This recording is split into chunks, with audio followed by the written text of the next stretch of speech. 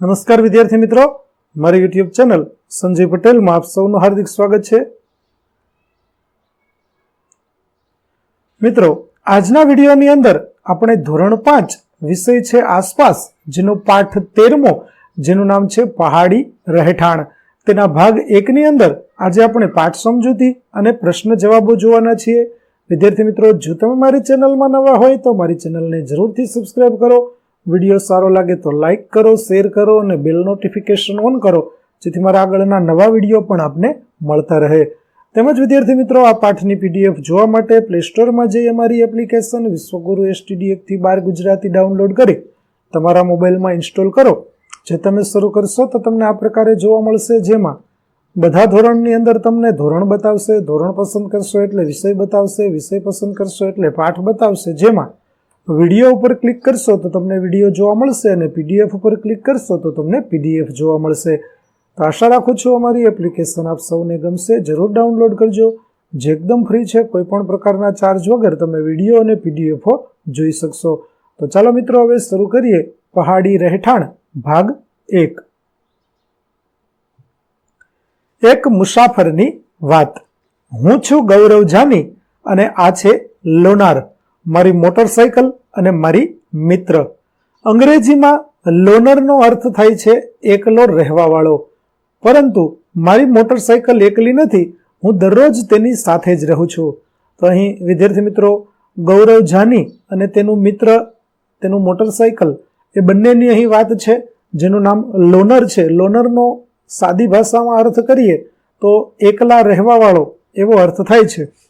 અને અમે બંને જણ મુંબઈની ગીચ અને કોલાહલવાળી શેરીઓ તથા ઊંચી ઇમારતો વચ્ચેથી બહાર નીકળવાની તક શોધતા રહીએ છીએ. અમને આપણા સુંદર દેશના વિવિધ પ્રદેશોમાં ફરવાનો શોખ છે. આજે હું તમને દુનિયાના સૌથી ઊંચાઈ ઉપર આવેલા રસ્તાઓ પર મેં કરેલી મોટરસાયકલ યાત્રાની એક અદ્ભુત વાર્તા સંભળાવીશ. વિદ્યાર્થી મિત્રો, અહીં ગૌરવ જાનીને જુદા જુદા વિસ્તારોની અંદર ફરવાનો ખૂબ જ શોખ છે અને તેણે ભારતની અંદર જે જગ્યાઓએ પ્રવાસ કર્યા તેમાં સૌથી ઊંચાઈ ઉપર આવેલા વિસ્તારોની અંદર તેણે જે પ્રવાસ કર્યો છે તે મોટરસાયકલ દ્વારા કરેલી યાત્રાની અદ્ભુત વાત છે, તે આપણને કહેવાના છે. તો ચાલો આપણે તેની વાત જોઈએ કે તેણે કેવી રીતે મુસાફરી કરી, ક્યાં ક્યાં તે ફર્યા, તે બધા વિશે જાણકારી મેળવીએ. તો મારી પૂર્વ તૈયારી. મારી યાત્રા લગભગ 2 મહિનાની હતી. એટલા દિવસ માટે સામાન લઈ જવાનો હતો અને તે પણ મોટરસાયકલ પર બાંધીને. એટલે મેં ખૂબ વિચાર્યા પછી જરૂરિયાત મુજબ સામાન એકત્ર કર્યો. કેમ કે વિદ્યાર્થી મિત્રો, લાંબા સમયની મુસાફરી હોય તો જરૂરિયાતનો સામાન છે તે સાથે લેવો જોઈએ. પરંતુ 2 મહિનાની લાંબી યાત્રા છે, માટે ખૂબ ઓછો પણ નહીં અને ખૂબ વધારે પણ નહીં, અને એ પણ મોટરસાયકલ પર સામાન લઈને જવાનો છે, માટે જરૂરિયાત પૂરતી વસ્તુઓ છે તે યાદ કરી અને લેવી જોઈએ. તેમાં તેણે શું લીધું તો કે રહેવા માટે તંબુ, પાથરવા માટે પ્લાસ્ટિકની શેતરંજી, સૂવાનો બિસ્તરો, ગરમ કપડાં અને લાંબા સમય સુધી ખરાબ ન થાય એવી ખાવાની વસ્તુઓ. આ સિવાય કેમેરો અને પેટ્રોલ ભરવા માટે વધારાના કેન પણ લીધા. હું મુંબઈથી નીકળ્યો. મહારાષ્ટ્ર, ગુજરાત અને રાજસ્થાનના નાના મોટા શહેરોમાંથી પસાર થઈને દિલ્હી પહોંચ્યો. તો તેને લાંબો પ્રવાસ હોય તો સાથે વસ્તુઓ ઘણી બધી લીધી, તેમજ પેટ્રોલ ભરવા માટેના કેન પણ સાથે લીધા. કેમ કે ઘણા બધા વિસ્તારો એવા આવશે કે જ્યાં પેટ્રોલ સરળતાથી ન મળે, તો ત્યારે સાથે રહેલું કેન છે તે પણ આપણને ઉપયોગી થાય. આમ તે મુંબઈથી નીકળી મહારાષ્ટ્ર, ગુજરાત અને રાજસ્થાનના નાના મોટા શહેરો પસાર કરી અને દિલ્હી સુધી પહોંચે છે. મુંબઈથી દિલ્હી 1400 કિલોમીટર જેટલું અંતર કાપતા 3 દિવસ લાગ્યા. મને આશા હતી કે દિલ્હીમાં કંઈક નવું જોવા મળશે, પરંતુ દિલ્હી પણ મુંબઈ જેવું જ હતું. આવા એક જ પ્રકારના શહેરો જોઈને હવે હું થાકી ગયો હતો. એક જ પ્રકારના ઘર, સિમેન્ટ, ઈંટો, કાચ અને સ્ટીલથી બનેલા. હવે હું મારી મુસાફરી આગળ વધારવા તરફ જઈ રહ્યો હતો. તો મારી વિદ્યાર્થી મિત્રો, ગૌરવ જાનીને જેમ મુંબઈમાં જોયું એ બધું જ તેને દિલ્હીની અંદર પણ જોવા મળે છે. કેમ કે મુંબઈ અને દિલ્હી આમ તો સમાન શહેરો જ છે અને મુંબઈથી દિલ્હી સુધી પહોંચવા માટે તેણે 1400 કિલોમીટરનું અંતર કાપ્યું, જેવું તેનું મુંબઈ શહેર હતું એવું જ શહેર દિલ્હીની અંદર પણ તેને જોવા મળે છે. એટલે કહે છે કે હું તો આ બધું જોઈને કંટાળી ગયો છું, હવે મારે કંઈક નવું જોવું છે. આવનારા દિવસો વિશે વિચારી હું ખૂબ જ ઉત્સુક હતો. મારા મનમાં કલ્પના હતી કે મને પણ લાકડામાંથી બનેલા ઘર, ઢાળવાળી છત અને બરફથી ઢંકાયેલા ઘર જોવા મળે, જેવું મેં પુસ્તકમાં વાંચેલું, બસ એવા જ.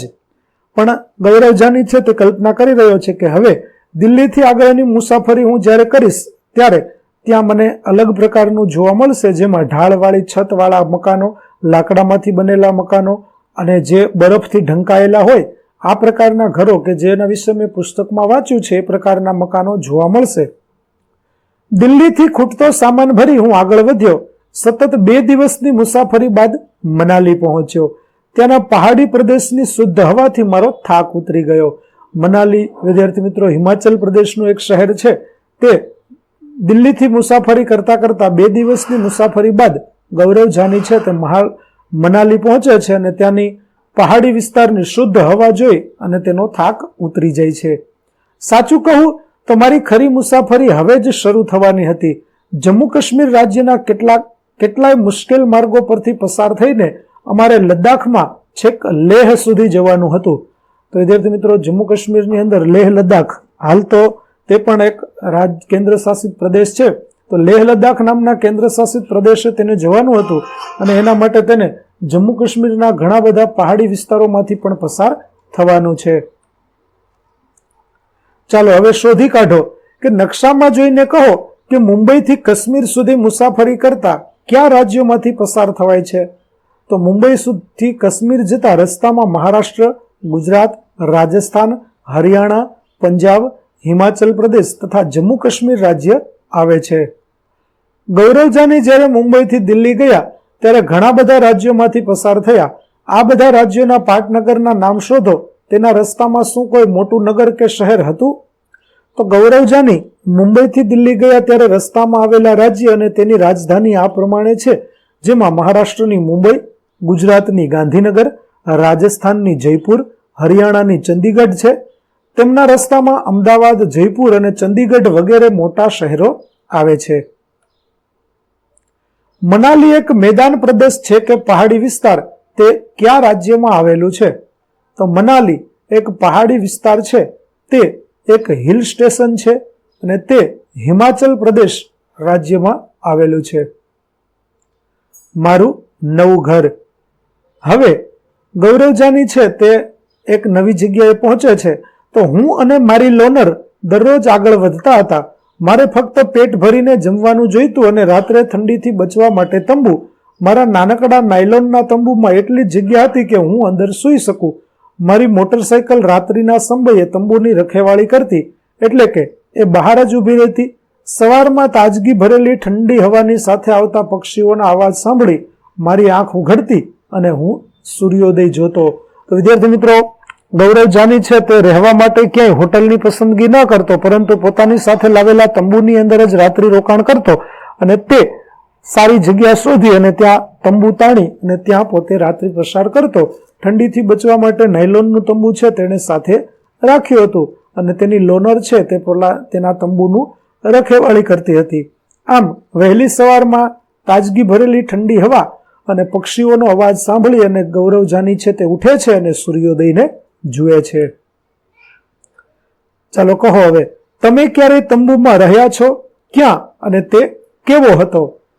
તો ના, હું ક્યારેય તંબુમાં રહ્યો નથી, પરંતુ મારો મોટો ભાઈ ટ્રેકિંગ માટે કુલ્લુ ગયા હતા ત્યારે તે તંબુમાં રહ્યા હતા. કલ્પના કરો કે તમારે નાના તંબુમાં 2 દિવસ એકલા રહેવાનું હોય અને સાથે માત્ર 10 જ વસ્તુઓ લઈ જઈ શકાય તેવી 10 વસ્તુઓની યાદી કરો.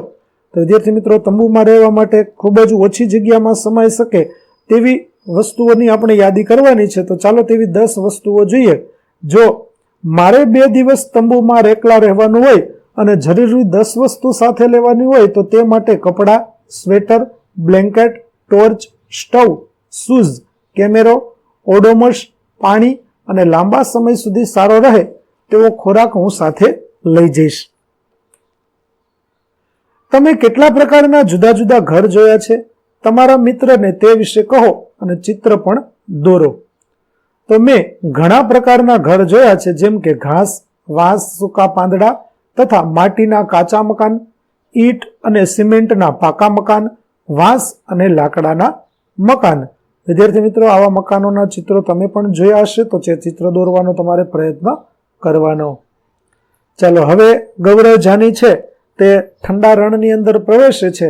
છેવટે હું અને લોનર લેહ પહોંચ્યા. પહેલી જ વખત મેં ઊંચો, સૂકો અને સપાટ વિસ્તાર કે જેને ઠંડુ રણ કહેવાય છે તે જોયું. અને લદ્દાખમાં ખૂબ જ ઓછો વરસાદ પડે છે.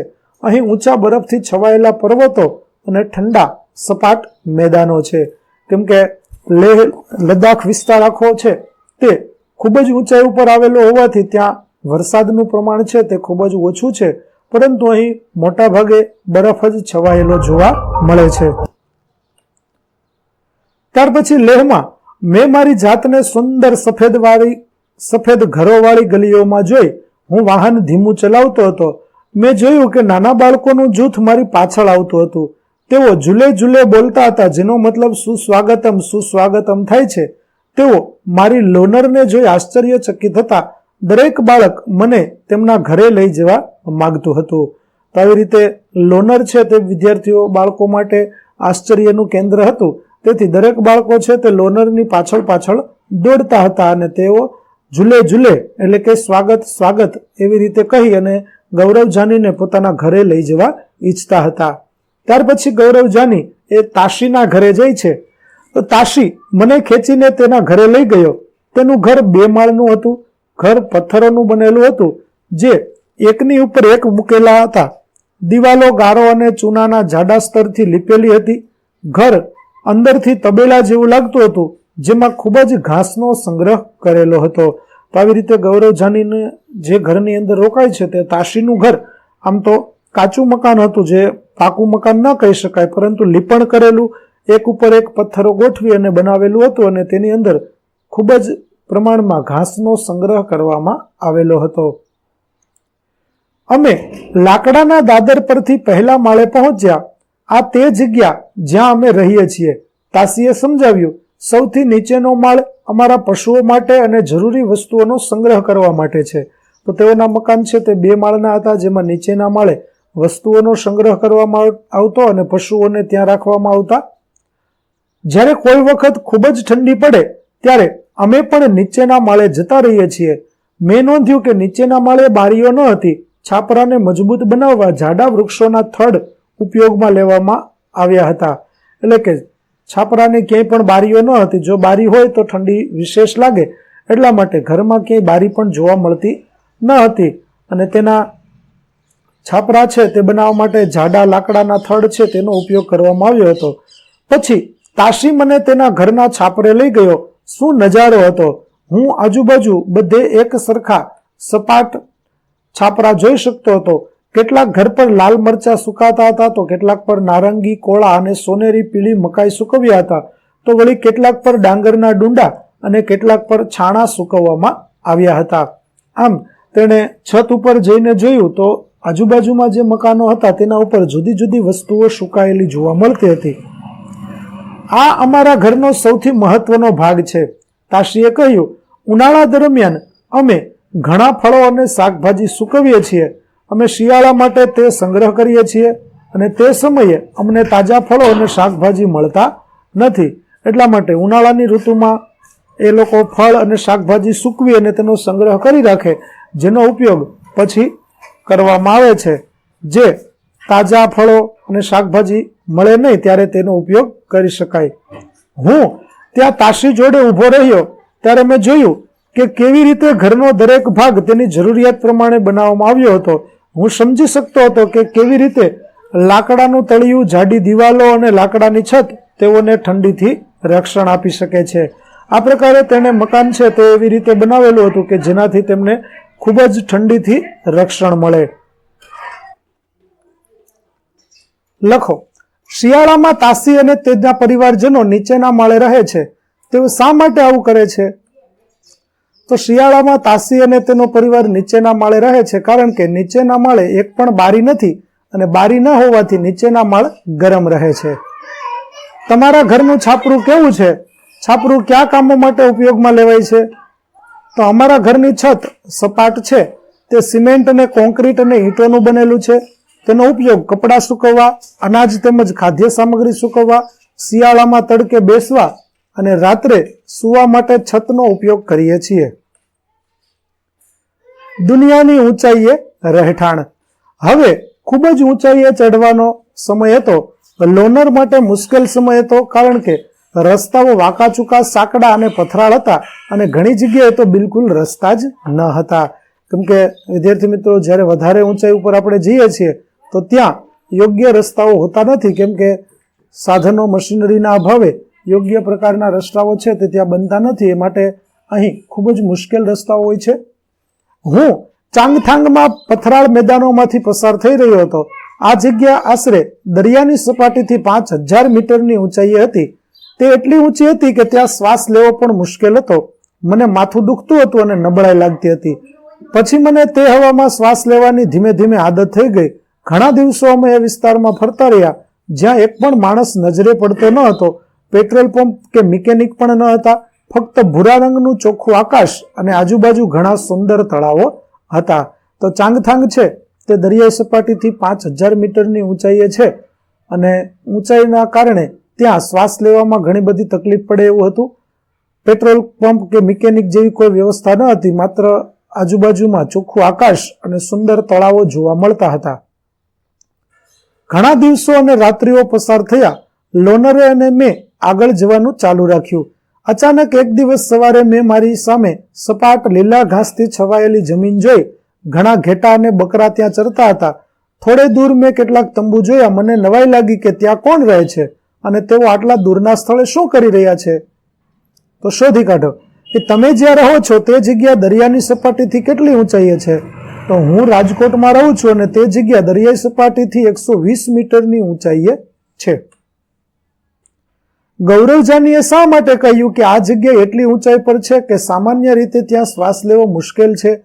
તો જેમ ઊંચાઈ પર જઈએ તેમ હવા પાતળી થાય છે, જેમાં ઓક્સિજનનું પ્રમાણ ઓછું હોય છે. તેથી ત્યાં શ્વાસ લેવામાં મુશ્કેલી પડે છે. તેથી જ ગૌરવ જાનીને પણ આટલી ઊંચાઈ પર શ્વાસ લેવામાં મુશ્કેલી પડતી હતી તેમ કહ્યું.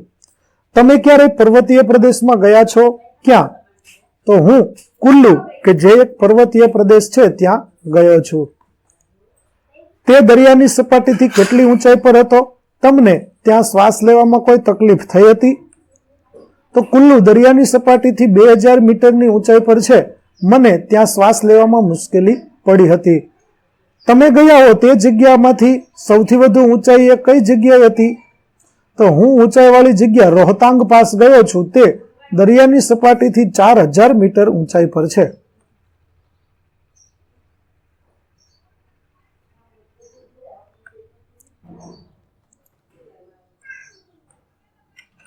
તો વિદ્યાર્થી મિત્રો, અહીં આપણો પાઠ 13 પહાડી રહેઠાણ નો ભાગ 1 છે તે પૂરો થાય છે. આગળના ભાગ 2 નો વિડીયો જોવા માટે પ્લે સ્ટોરમાં મારી ચેનલને જરૂરથી સબસ્ક્રાઇબ કરો. તેમજ પીડીએફ જોવા માટે પ્લે સ્ટોરમાંથી અમારી એપ્લિકેશન વિશ્વગુરુ STD 1 થી 12 ગુજરાતી ડાઉનલોડ કરો, જેમાં આપને ધોરણ 5 તમામ વિષયના સ્વાધ્યાય સોલ્યુશન, સ્વાધ્યાય પોથી સોલ્યુશનના વિડીયો તેમજ પીડીએફો જોવા મળશે, જે એકદમ ફ્રી છે. કોઈ પણ પ્રકારના ચાર્જ વગર આપને વિડીયો અને પીડીએફો પણ જોવા મળશે. તો આશા રાખું છું અમારી એપ્લિકેશન આપને ગમશે. જરૂર ડાઉનલોડ કરજો. ફરી મળીશું નવા વિડીયો સાથે. ત્યાં સુધી આવજો.